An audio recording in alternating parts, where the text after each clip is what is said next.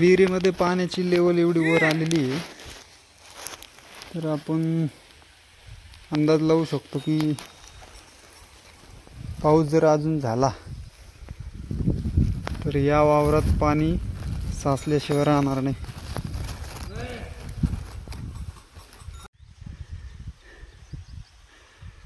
नवीन लावलेला ऊस आहे सुरूचा. पाऊस भरपूर होतोय या वावरात, ओढा शेजारी पलीकडं, आणि सोयाबीन वगैरे असलं पीक घेतलं तर पावसात ते काढायचं खूप हाल होतात. म्हणून इथं ऊस लावलेला आहे. आणि आता पावसाचं गणपती चालू आहे. गणपतीमध्ये पाऊस भरपूर पडतो आणि त्याच्यामुळं तर इथून पुढं शक्यता सांगता येत नाही. भरपूर पावसामुळं वावरामध्ये जाणंही मुश्किल होतं. त्याच्यामुळे ना मेहनत आधीच करत आहोत बैलाने. त्याच्यात ही माती लावत आहोत बघा. फायनल माती ही बैलाच्या साहाय्याने लावत आहोत.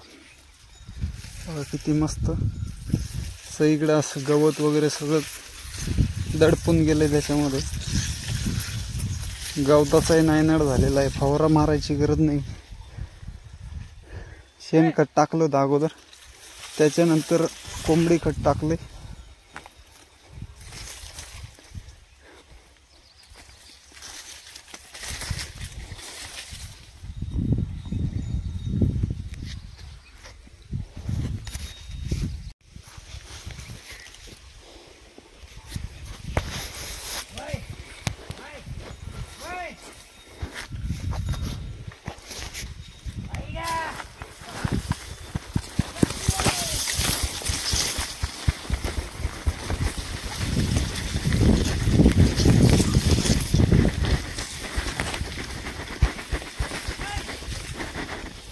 जेवढं गवत दिसत आहे तेवढं आता बैलांच्या खांदीमुळे हे सगळं दबून जाणार आणि वर ऊस राहणार फक्त.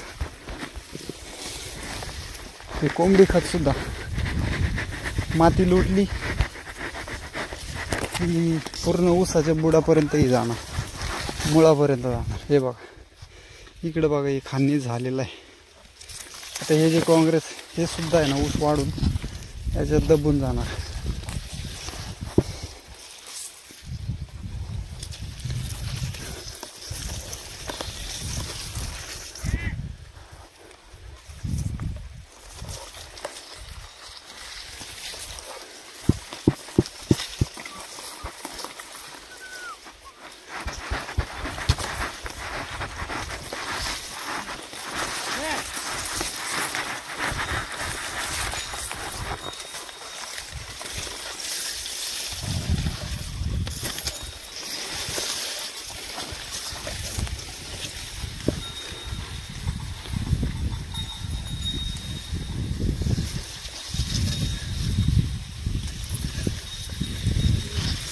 तिथं धरावला का अण्णा?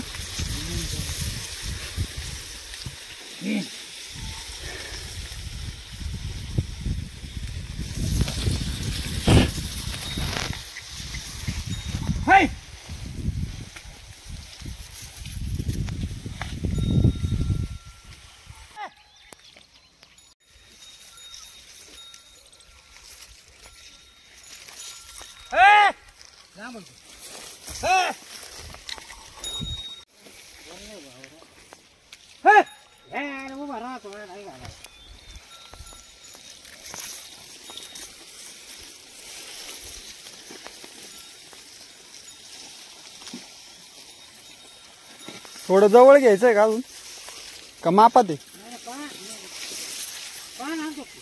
बर बर.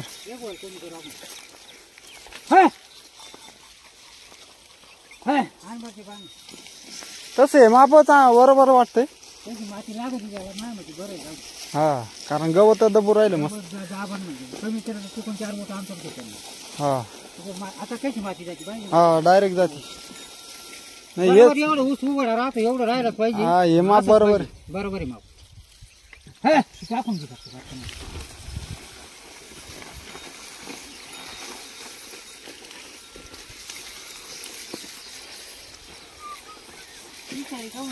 दगड होते ना. हा त्याच्यामुळे उचल जायचं कारण वर चालला बोलते हा तिथून दगड टाकलं बांधा मला चालता येईना तिथं दगड काढायचं कोण काढ हा पलीकडचे ना ते बांधाचे दगड आहे आता